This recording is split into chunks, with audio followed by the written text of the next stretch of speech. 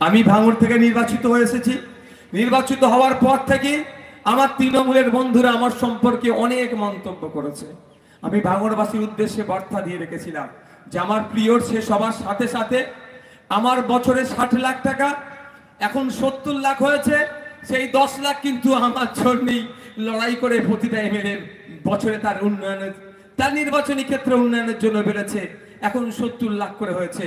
তাই আমি ভাঙড়বাসীকে বার্তা দিয়ে রেখেছি, আমার প্রিয়র শেষ হবার সাথে সাথেই এই আমার মাধ্যমে অর্থাৎ এমএলএ কোটায় যে টাকা আসে, কোথায় কি কত টাকা খরচ করেছি টোটাল হিসাবটা খামের মধ্যে ভরে বাড়ি বাড়িতে আমি পৌঁছে দেব।